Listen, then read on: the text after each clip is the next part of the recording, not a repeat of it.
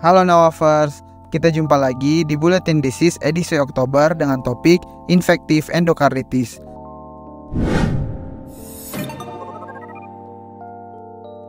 Tahukah kamu apa itu infektif endokarditis? Infektif endokarditis adalah penyakit pada jantung berupa peradangan endokardium serta katup-katup pada jantung. Penyakit ini disebabkan oleh bakteri dan memiliki beragam manifestasi klinis. Secara epidemiologi, penyakit infektif endokarditis menjadi penyakit serius dengan angka kematian 5 tahun yang tinggi yaitu sebesar 40%. Di negara-negara berpendapatan tinggi, infektif endokarditis dominan terjadi pada pasien yang mempunyai katup jantung prostetik yang infeksinya disebabkan oleh Staphylococcus. Sebuah tinjauan di Tiongkok Timur menemukan 30,5% kasus infektif endokarditis dengan katup jantung prostetik dengan rata-rata usia 47,8 tahun. Sedangkan di negara-negara berpenghasilan rendah, sebagian besar disebabkan oleh infeksi Streptococcus dan penyakit jantung rematik pada usia yang lebih muda. Faktor resiko.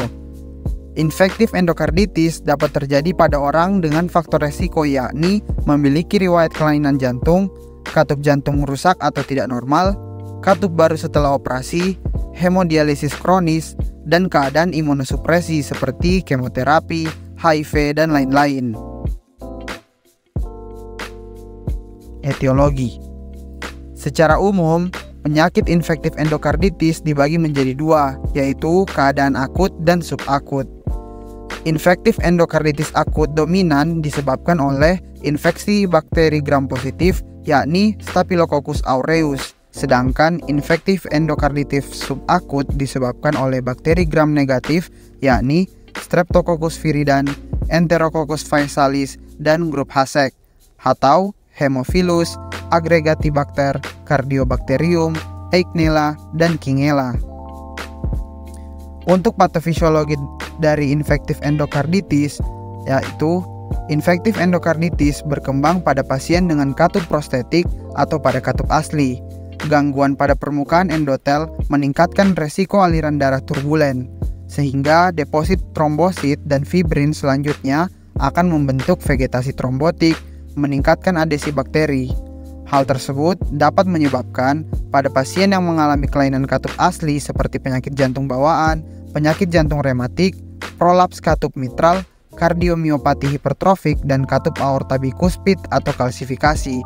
Sedangkan pada pasien yang menggunakan obat-obat terlarang, menjalani pengobatan imunosupresif, penerima antibiotik, baru menjalani prosedur perawatan gigi atau luka terbuka, dan yang memakai kateter akan meningkatkan kemungkinan perlekatan bakteri lebih besar dan resiko bakteri yang memasuki aliran darah lebih tinggi. Begitu bakteri menempel pada katup, mereka mendorong agregasi trombosit, neutrofil, dan makrofag serta aktivasi kaskade pembekuan, mendorong proliferasi vegetasi trombotik menular yang melindungi bakteri yang tertanam. Tanda dan gejala. Infektif endokarditis memberikan manifestasi klinis yang beragam. Infektif endokarditis akut bermanifestasi parah seperti demam tinggi, menggigil, gagal jantung kongestif yang cepat akibat insufisiensi akut katup jantung kiri. Infektif endokarditis subakut biasanya disebabkan Streptococcus viridans dan Staphylococcus coagulasi negatif dapat bermanifestasi non-spesifik seperti demam, lelah, dyspnea, anoreksia, atau penurunan berat badan selama beberapa minggu ataupun bulan. Pada pemeriksaan fisik dapat ditemukan murmur regurgitasi baru, perburukan murmur yang sudah ada sebelumnya. Temuan klinis lainnya berupa hematuria, splenomegali, perdarahan konjungtiva, peteki, Rotschop's Janeway lesions pada telapak tangan atau kaki, Osler nodes, dan splinter hemorrhage atau perdarahan linear di bantalan kuku. Untuk diagnosis infektif endokarditis ditetapkan berdasarkan modifikasi kriteria Duke, yaitu terdapat dua kategori, yakni kriteria mayor dan juga kriteria minor.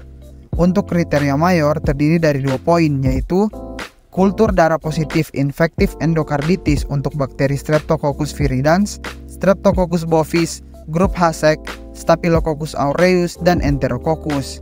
Yang kedua, pemeriksaan ekokardiografi positif infektif endokarditis yang memperlihatkan vegetasi, abses, perforasi katup atau gangguan katup prostetik.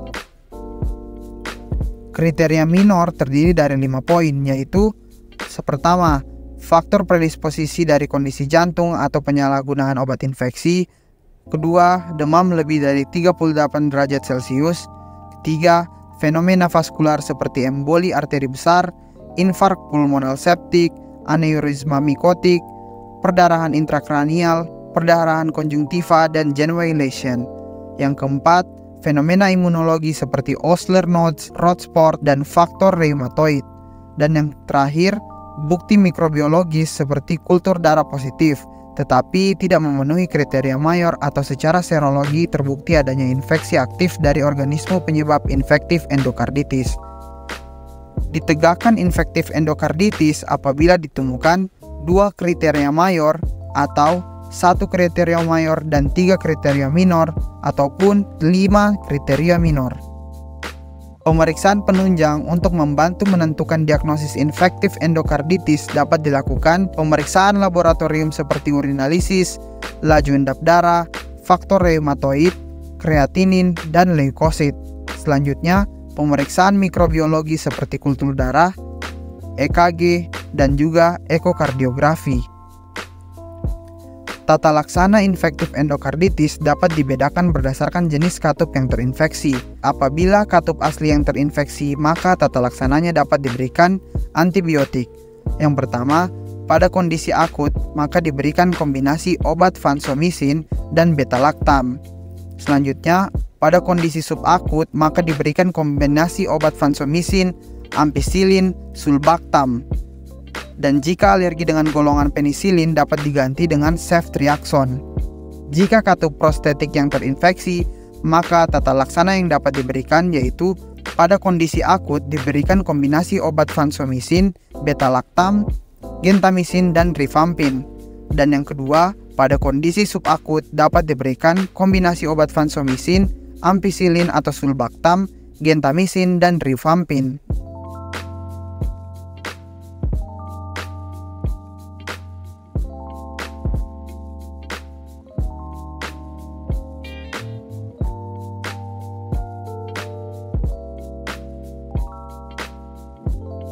Terdapat berbagai bentuk pencegahan infektif endokarditis, seperti diberikan profilaksis antibiotik pada beberapa tindakan invasif medis, seperti prosedur invasif gigi seperti cabut gigi, bedah periodontal, replantasi gigi avulsi, dan prosedur bedah lainnya digunakan 2 gram amoksisilin diberikan secara oral sebagai dosis tunggal 30-60 menit sebelum prosedur.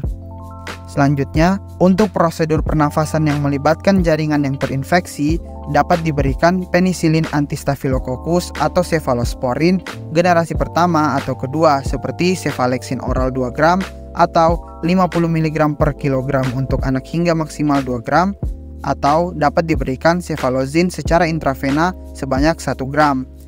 Dan dapat diberikan 30-60 menit sebelum prosedur. Clindamycin dapat menjadi obat alternatif melawan Staphylococcus.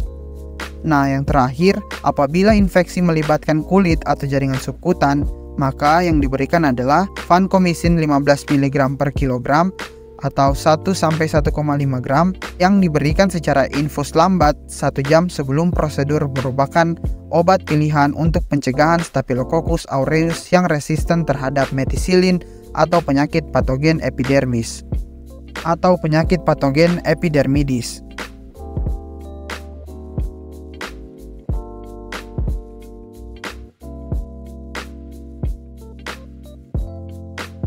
Baik, itulah tadi penjelasan mengenai Bulletin Disease edisi Oktober dengan topik infektif endokarditis.